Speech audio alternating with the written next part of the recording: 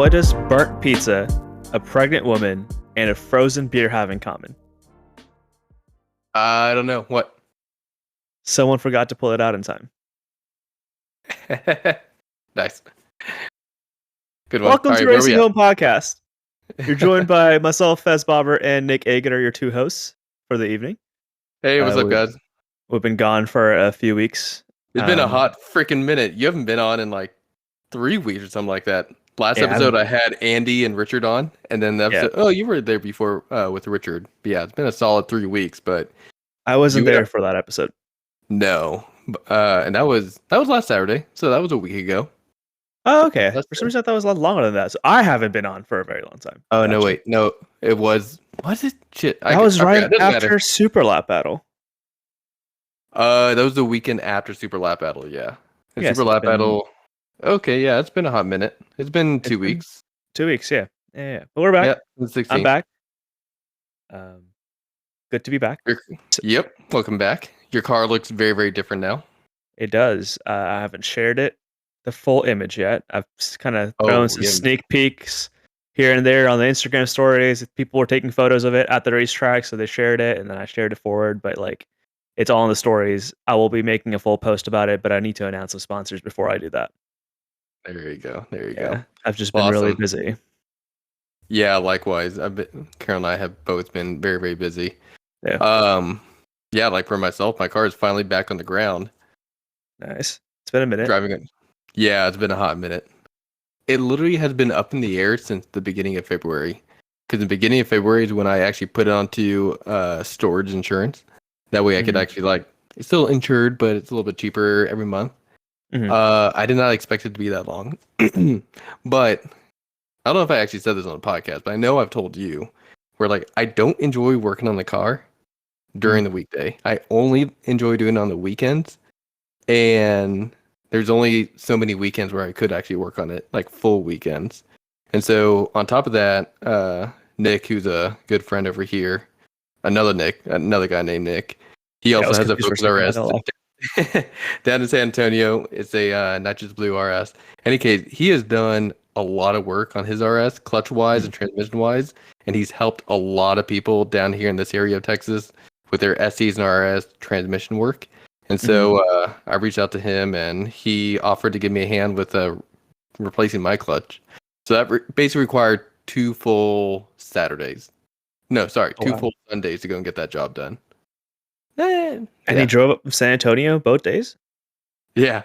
He is a homie. He is awesome. Props to him. Dude, I could not do it without him. I have 3 or 4 friends here that won't even lend me a hand to swap a fucking door. Gosh. And they live 10 minutes away. Yeah, I got homies over here that's driving 2 hours just to help me do a clutch swap. Get underneath the car, get dirty, get sweaty, bleed a little bit, bust some knuckles.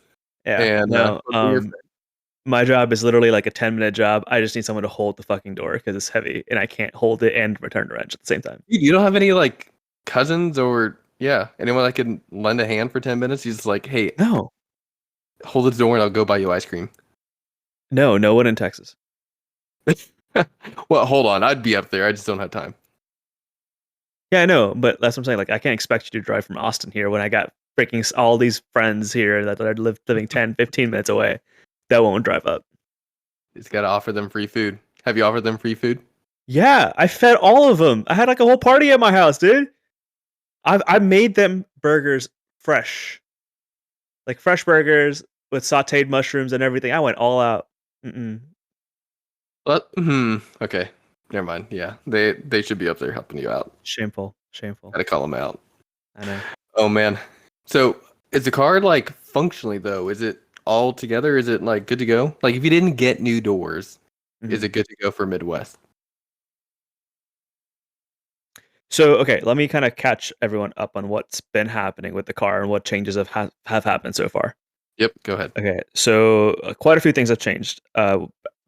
Previous podcasts, we kind of mentioned that I got nitrons as new coilovers from Inertia Labs, which were great the first time around, and then I got SPL arms almost all around. They're my new partner that I'll be announcing soon. So I guess everyone who's listening to the podcast gets to know about it now.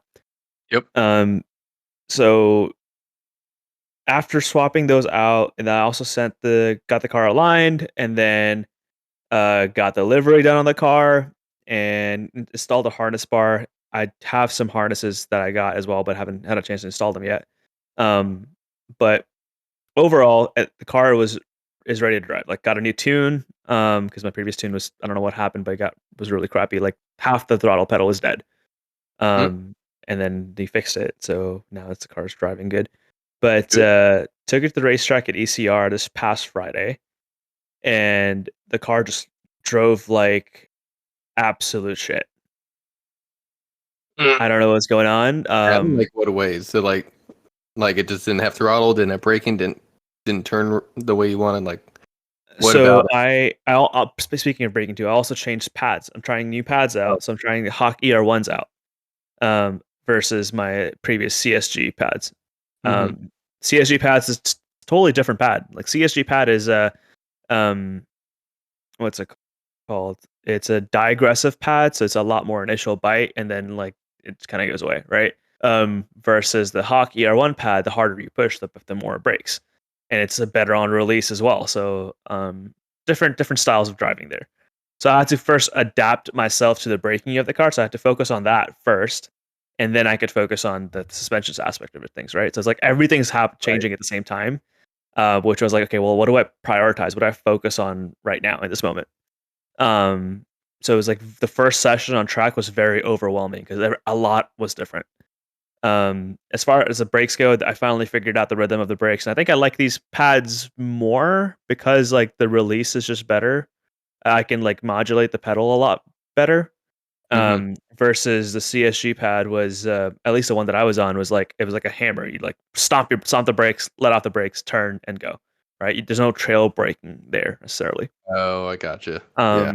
At least that's kind of what I felt. And then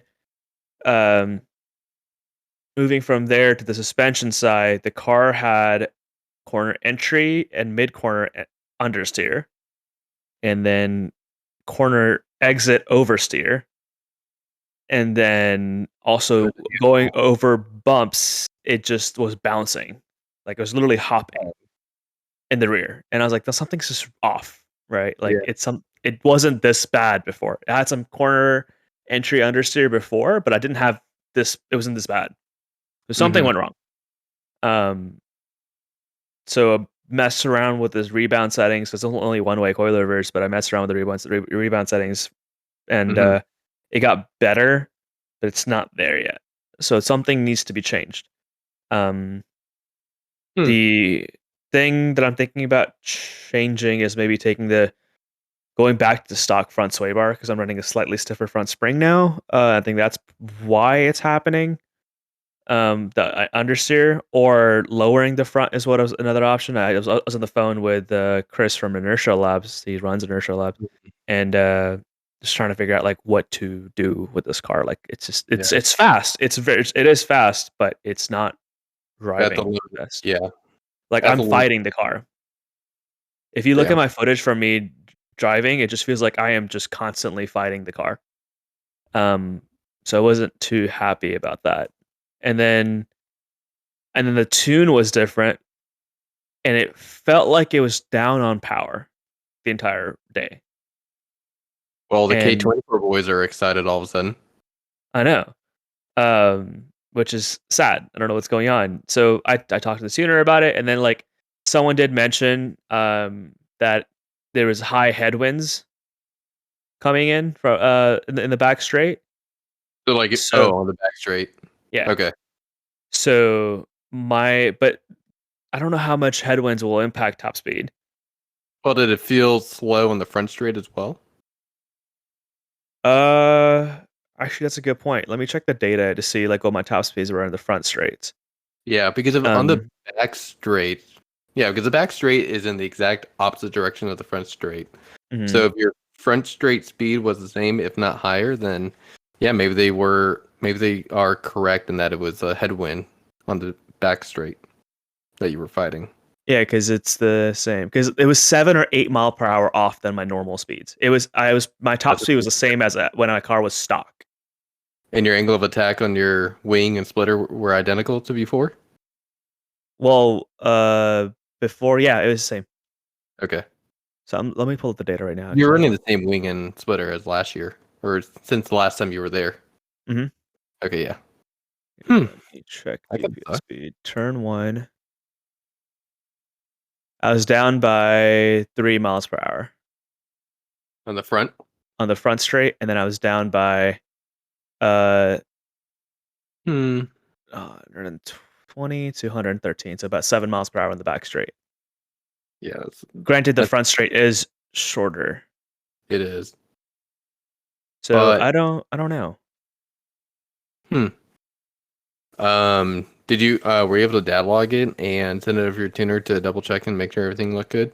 I wasn't able to do that. I like was because another thing happened was I went off the first session because the car was just driving really bad, and I just understeered off, and my splitter mounts bent.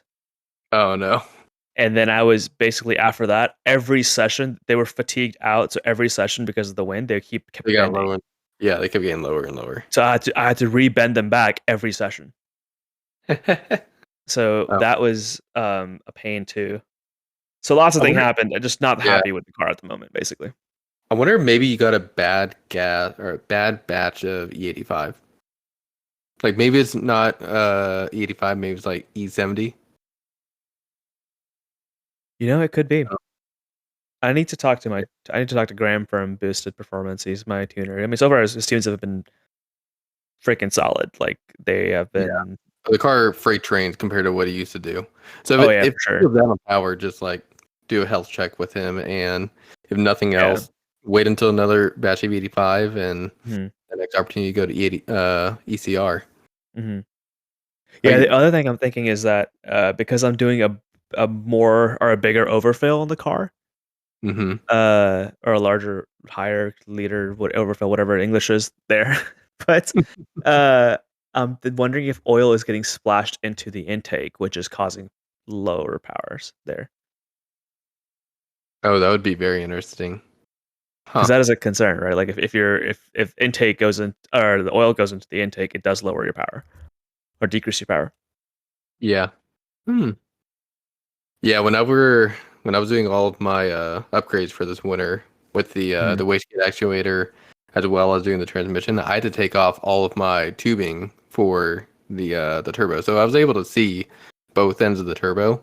And it's not squeaky dry. Like it's not super dry, but it's also not terribly oily at the same time. But I mean, it is a known thing with internal combustion engines this day and age, especially with the purge valve and especially with the what's the other thing? The positive crankcase vapors. That's the whole point. You get air to oil separators if your OEM is not sufficient enough. But I looked at my intake valves and they look pretty decent for 83,000 miles. At first, I was concerned about it, but then I started comparing to other photos and sent over to my tuner. I was like, yo, how nasty is this shit? And he was like, it's fine. I've seen worse. Way worse. Yeah. I definitely have white smoke coming out of the car after every session. Bro.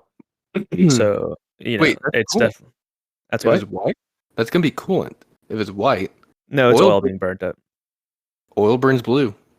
Oil is blue smoke. Coolant is white. I see your eyes spinning around. I'm pretty sure it's oil, though. Have you never been behind like a shitty ass Altima or Corolla in traffic and seen blue smoke come out the back end and smell the oil? Is the blue almost white? No. It's blue almost black. If it's blue, it's oil. If it's black, it's gas. If it's white, it's coolant. I can't think of any other color it would be. Well, my coolant's fine. Pink. Maybe pink if you threw some pink dust in there for a baby reveal gender party. I'm pretty sure it's not coolant, but because I checked coolant levels, it was fine. I'm pretty sure it's oil. Then it might just have like a hue of blue in there or something. I don't know. What I'm just color is oil when Don't scare me it like that, man. burns. Blue or gray smoke? Is it gray? It says oil burns blue. It's fine. Is Maybe it when like? my Is it only motor's on gonna go. startup? Is it only on It's, startup, or is it yeah, it's only on startup, and then it clears out. It's blow by. Oh, That's what it is. It's blow by. it might just be condensation. Yeah.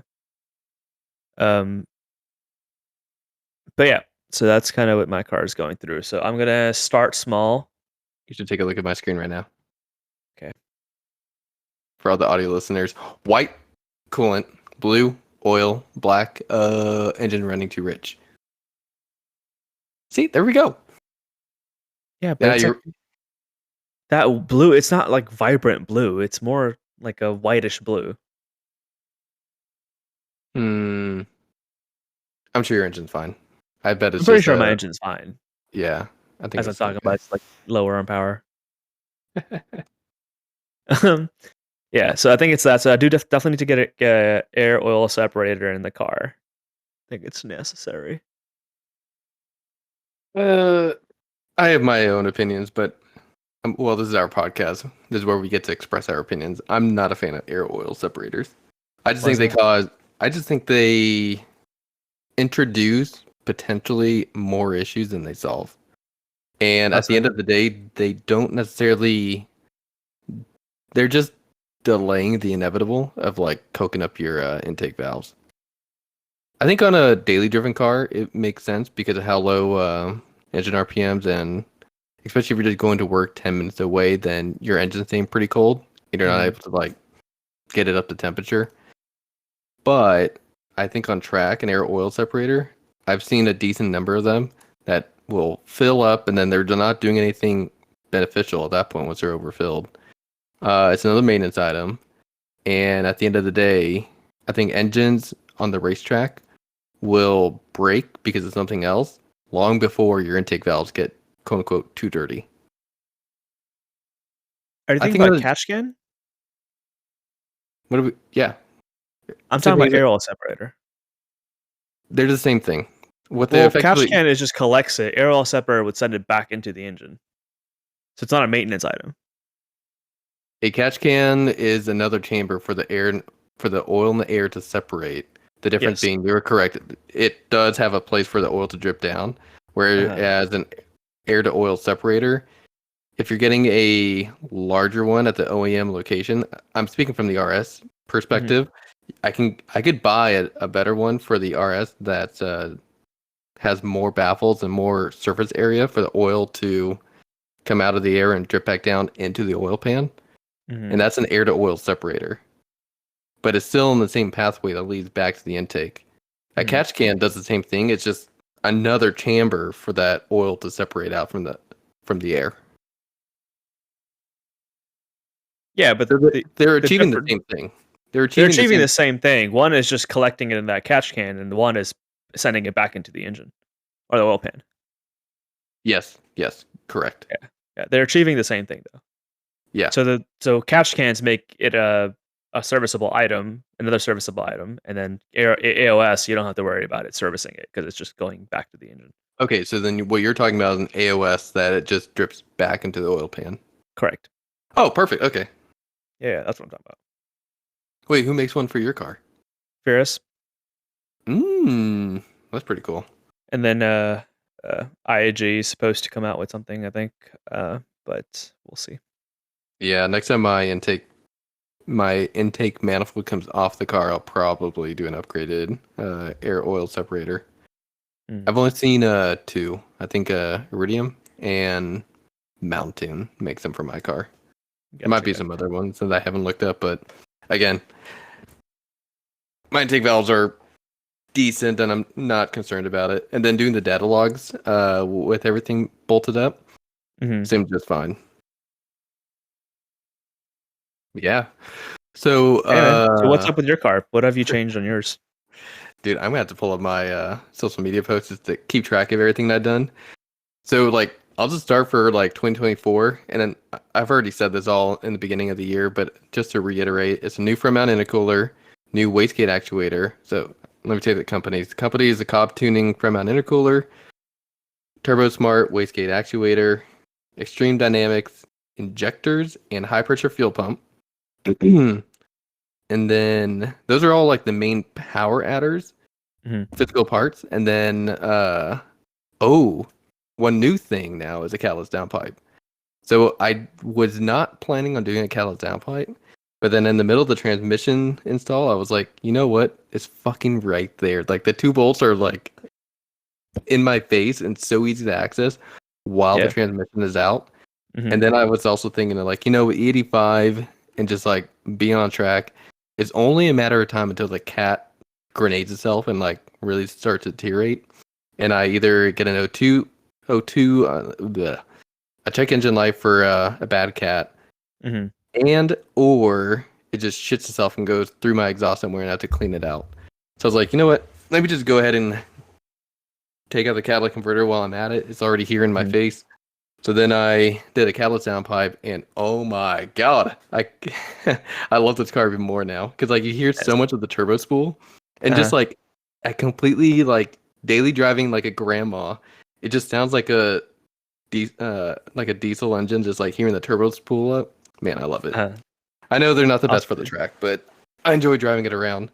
Why are they not the best for the track? They just generate a lot of heat. Like if you can make the same power NA, go NA, in my opinion. It's also a lot better control. But I will say, I think the wastegate actuator is making a huge difference on throttle modulation.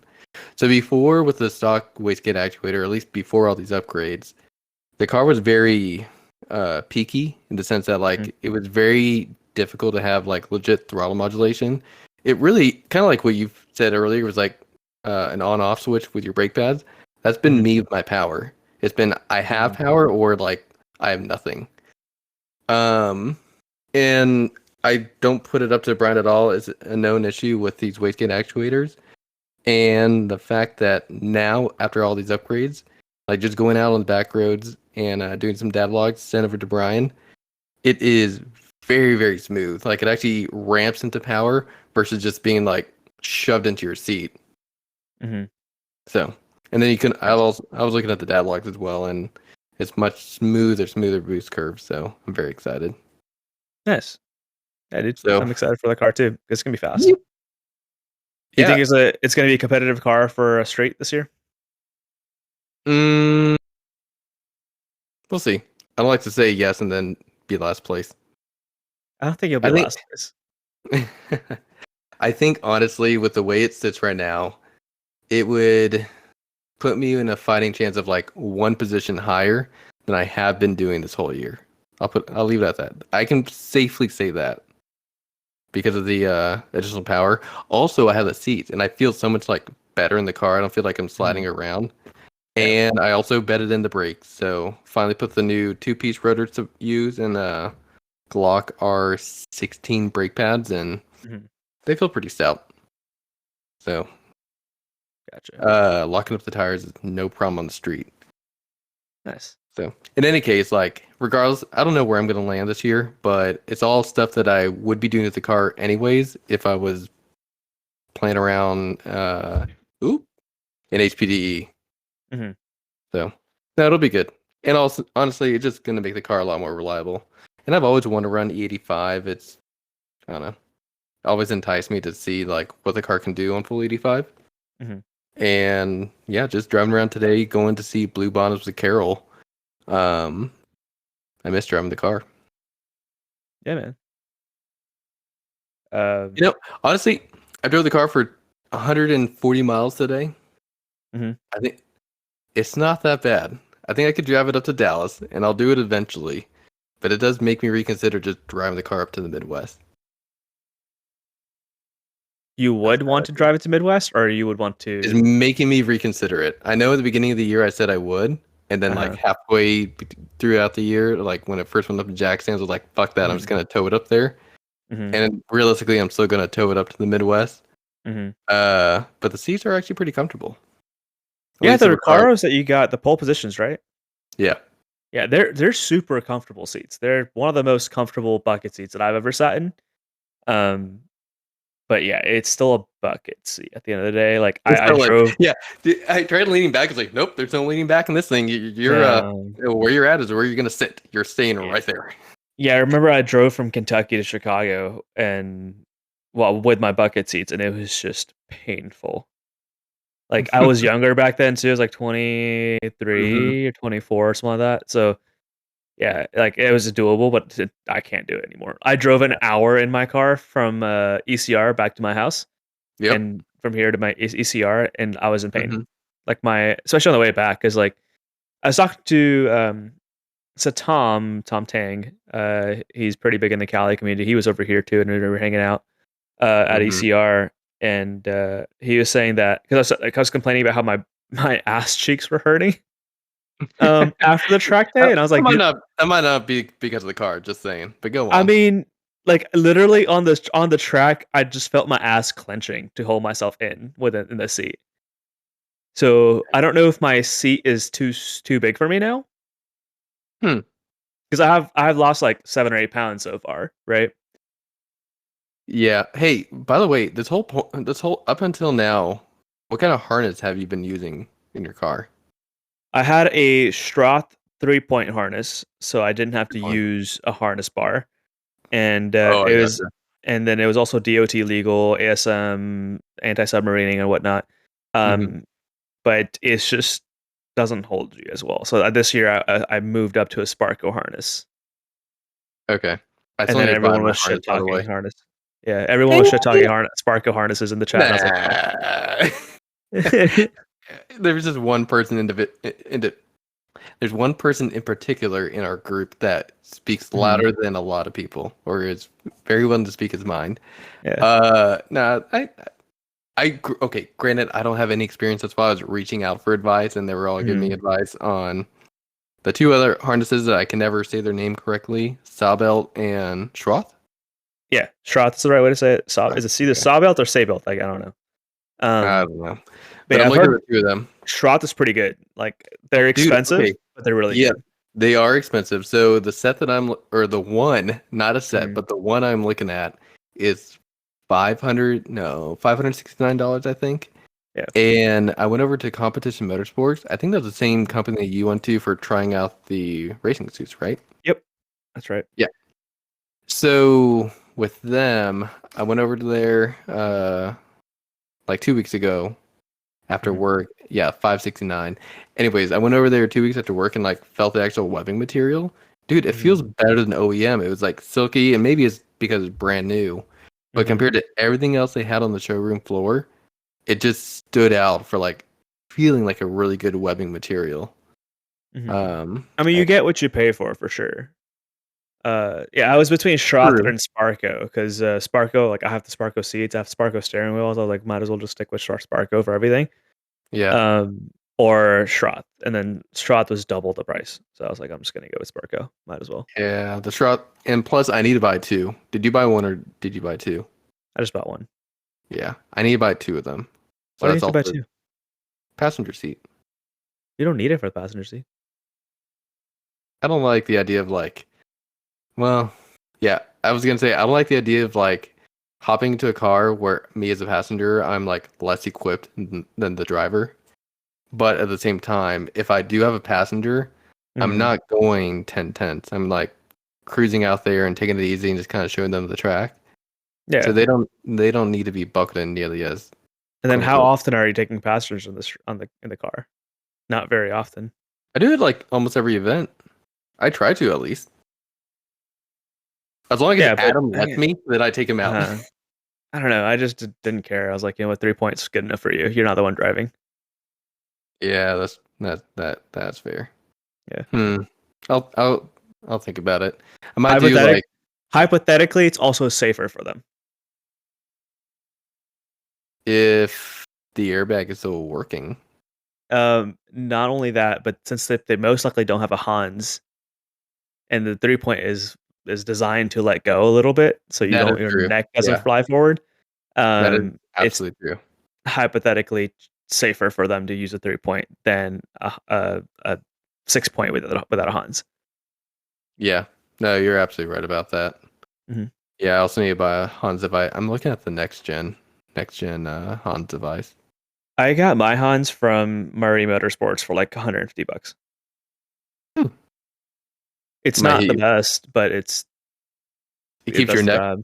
It keeps your neck and spine together, so that's good. Yep. Yeah, that's what matters.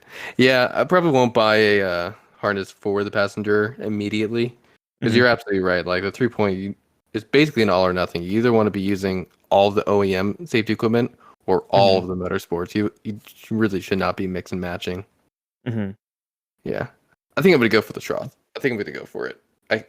I know it's like the higher price, but like the weapon material just feels so much better. Yeah, I mean, do it once, do it right, type of thing. Yeah, the other ones are right too.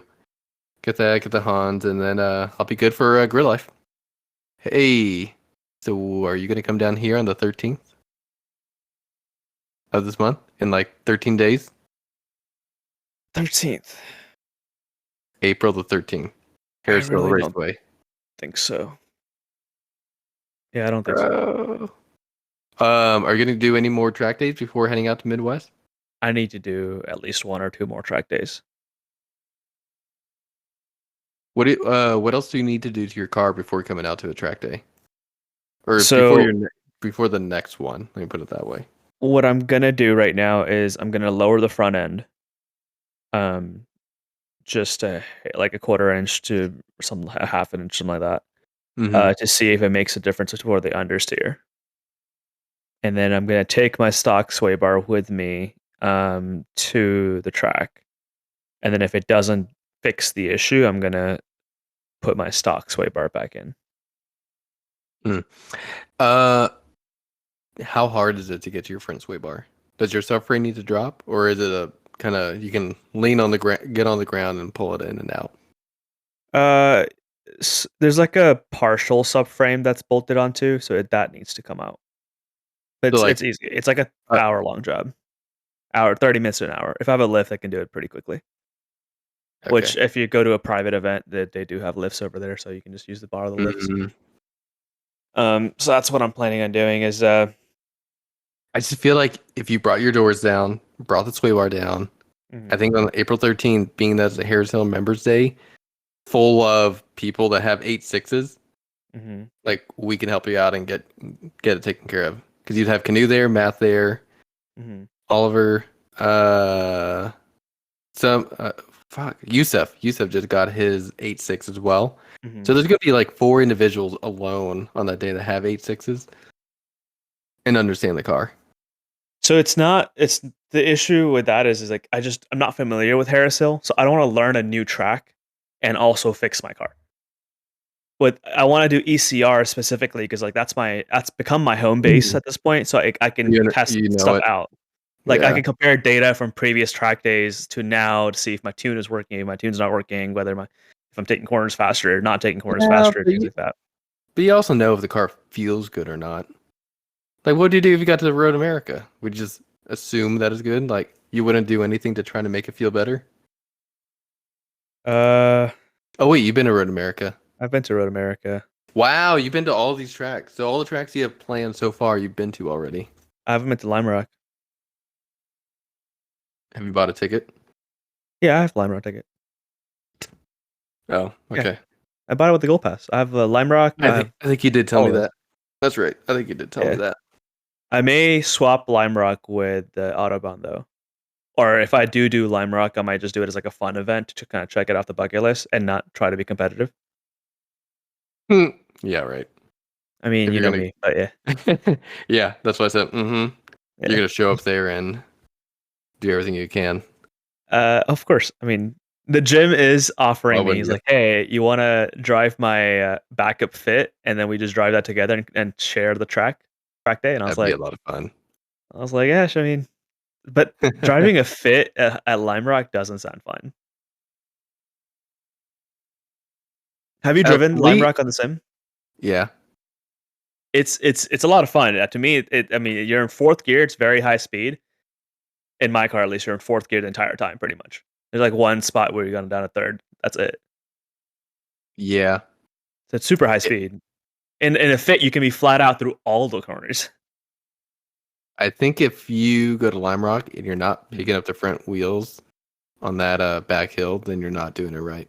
Just kidding. I don't know if my car would actually pick up the front wheels or not. You got to have a lot of power for that. You can't just. I think Jamie was actually. I think I saw a photo of Jamie's Focus RS picking up the front wheels.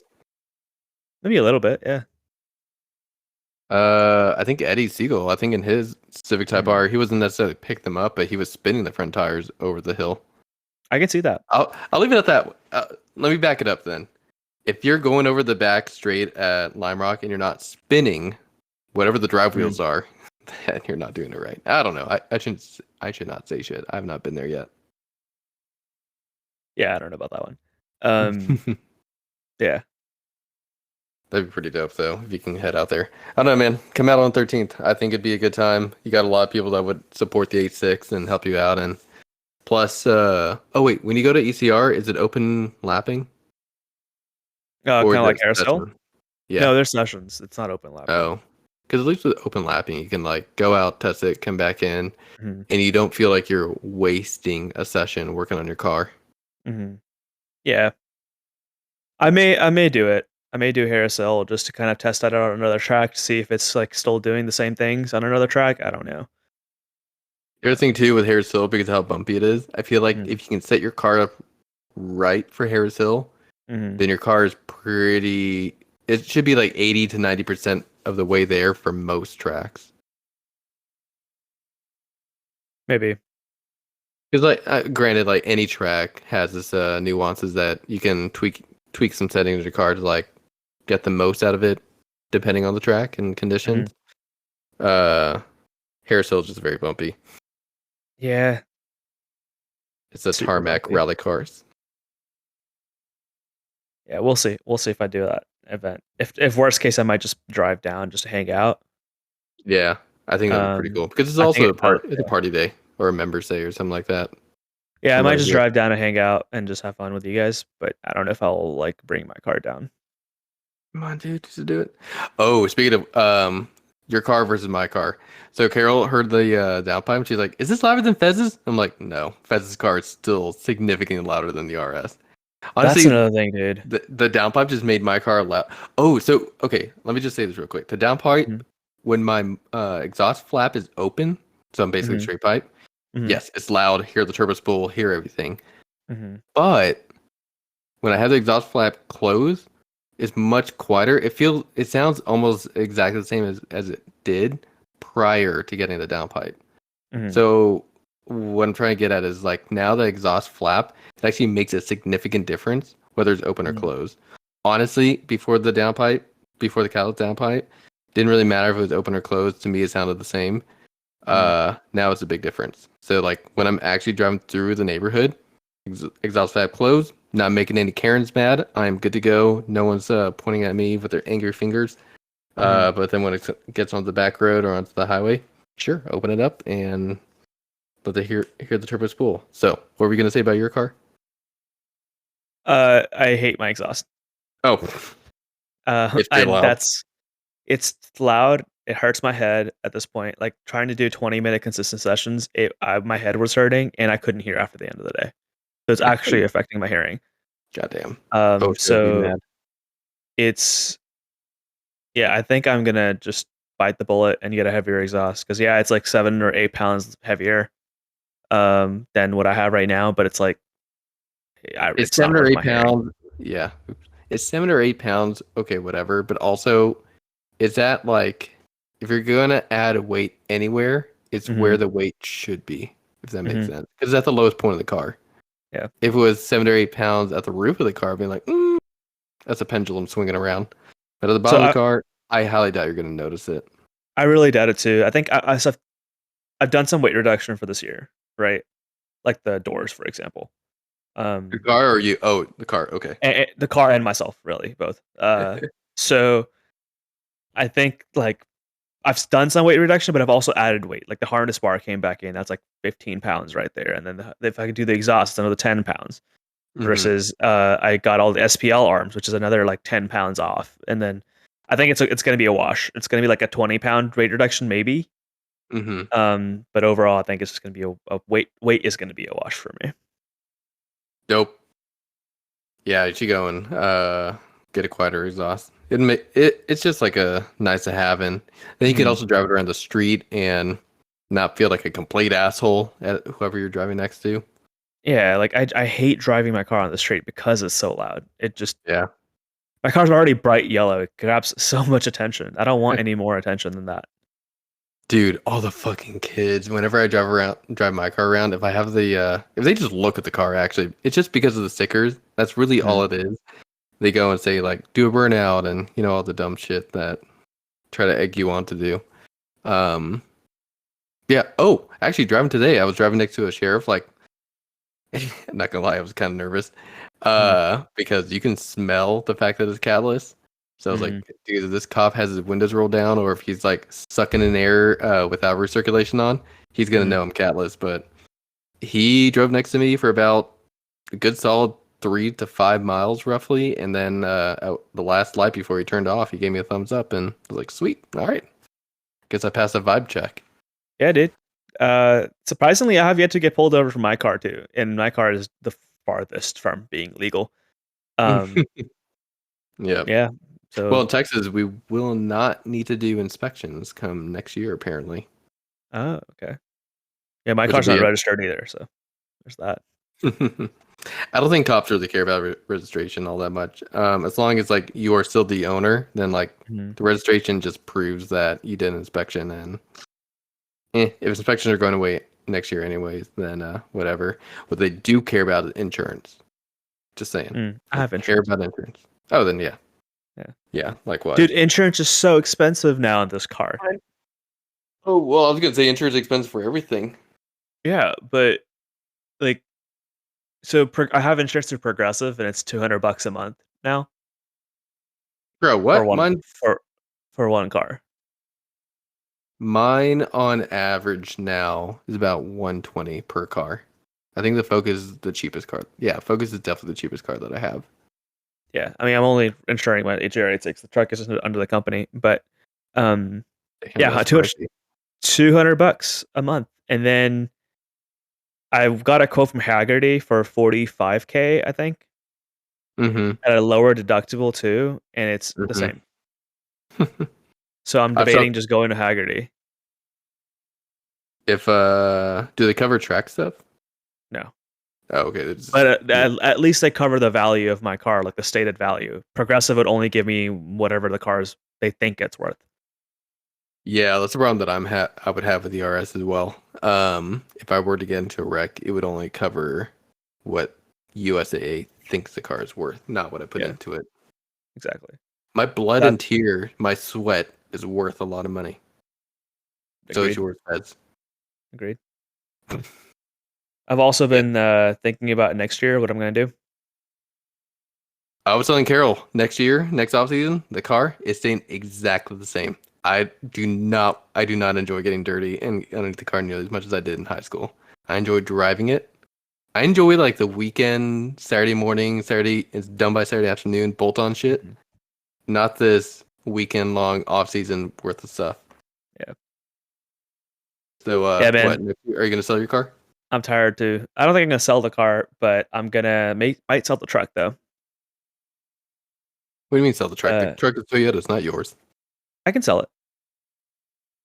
Oh, so you would buy it and then sell it? No, the dealerships will just buy it out directly, and then they deal with Toyota HQ directly. Okay. So you're gonna buy a GX? No, actually, I was thinking about buying a Namera. So no more truck, just an Namera and a GR86? Yeah. I wanted to take like a year off of competition. So I wanted to do like just a fun track days, and if I want to do like grid life stuff, just do 1 or 2 events, whichever one that I really liked going to, and that's pretty much it. I don't know how this is gonna make you feel, but like I'm already there. Like I'm already going to these grid life events because they're fun. I'm not going there for necessarily the competition. I do like seeing where I stack up, and it makes me really, really happy to be in contention for the top 5. Mm-hmm. But like, if I get last place, then like, whatever. I'll head back home and have fun, say Yeah. that I had fun sliding the car around. At the end of the day, that's what I'm there for. At the end of the day, I'm there to like go out to a track that Mm-hmm. I've sat back there on the for video listeners, the Simbrick behind me on Forza, and just simply get to do it in real life and feel what the car's doing at slip angle. Mm-hmm. Because at the end of the day, what I would hate myself to do is do that same thing in HPD and be like, shit, I should have signed up for Time Attack because I could have been 5th place. Yeah. I mean, you know me pretty well. I'm a very competitive person, Yeah, and that's true. that kind of like that's why I do grid life. And then I think a lot of it is also the before when I wasn't competitive, when the car wasn't like top five, there was less stress on me. So I felt like I didn't have to be as competitive because my car wasn't there, right? So like I was just doing the best I could. But now that Well, I see that I my car can get me the season championship, mm-hmm. and like I am getting consistently in the top 3, top 4, it's a lot more stress, and it's a lot. I have to put down a show. Like I have to do the best I can Why do you have to? for What are myself. you It's my gonna? it's my own mental thing. Like I want to prove to myself that I am good enough. You've And already done that though. how? 4th place in last season, 1st place at Laguna, Yeah, that's not good multiple enough. top 5. I want top 3. I want top 3 in the season. That's my goal for this year. I mean, That's fair. that's the thing, right? Like the bar is always going to get raised for me. Yeah, Like I was 7th place for my first season with the car. I was 4th place my second season with the car, and this third season, like I want to be top 3. That's my goal. Like I for the year, and I mean, and that's what I'm like. All right, like I did the whole season. I got a stupid, silly, you know, classic trophy. trophy for it, plastic trophy for the whole season. Like I did it, and then that's it. Like that's just a mental thing. It's like maybe Yeah. it's No, childhood trauma or like whatever it might be. I don't know what the fuck it is, but like I I wouldn't just call it want that drama. for I just myself. call it like dreams and aspirations. Which, yeah, I Yeah. completely get it. Like, go for it, man. Like, I am so jealous. Not jealous.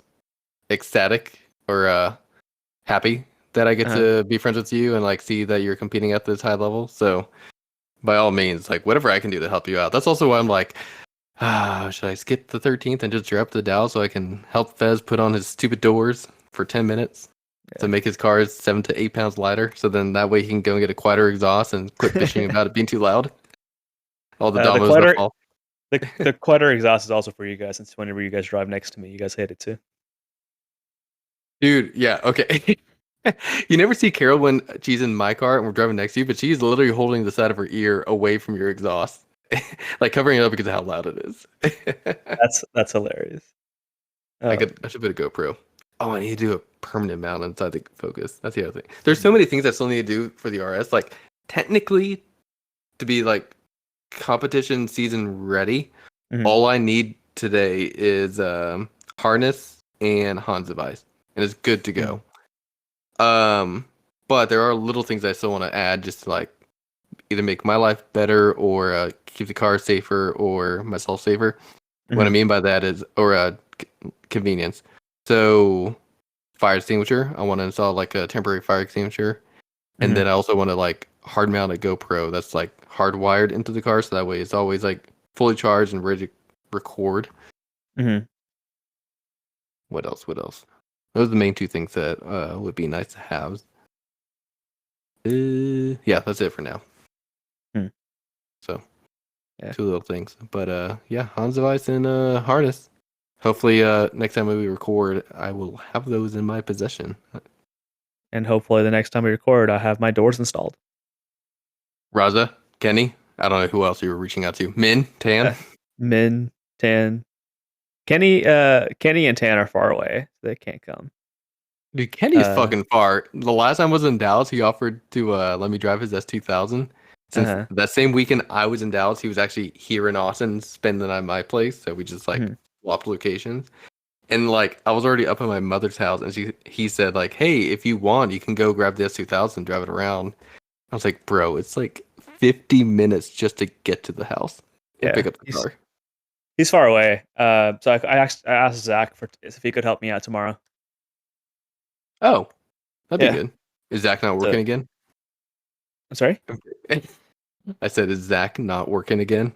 No, he's working. Thankfully, he's working. He was going through a rough patch, but he's finally got it. Dude, I can't wait to see his ZR2 out there on the driving around. His diesel ZR2 looks pretty sweet.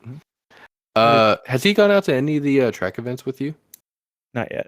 Should we end the podcast? Because I feel like we're just going on a rant now. Yeah, we are rambling right now. How long has it been? It's been an hour.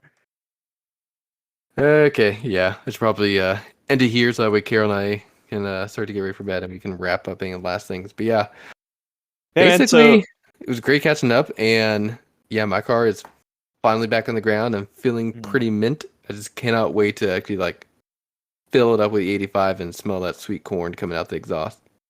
Yeah, man. I'm excited to see your car, and hopefully I can get my car sorted out before going out to Rev Up or Midwest Fest, so I'm not struggling with setup issues. Harris Hill. What do you say? Come to Harris Hill in Fingers 2 weeks. Crossed. With my car or with me? Both. Dude, you could have the chassis record at Harris Hill next weekend. You could do it. So bumpy. But you could have the chassis. Dude, okay, never mind. Well, let's end it here. We're beating a dead horse. It's late at night. Yeah. All right, everyone. Thank you so much for recording. We'll go back to our regular show thingy-majig next week. Yeah. Now that the cars are done, and like at least for me, now that the car's done and out of the way, I'm not like focused on getting that done. And taxes are done, so I don't worry about taxes for the rest of the year. Yeah. Yeah, we could do podcasts a lot more frequently. Tim Fez, I'll drag him on here. Even if it's at 8 o'clock in the morning, I'll get him on the show. Let's do it. All right. Talk to everyone later. Later, Fez. Bye. Bye.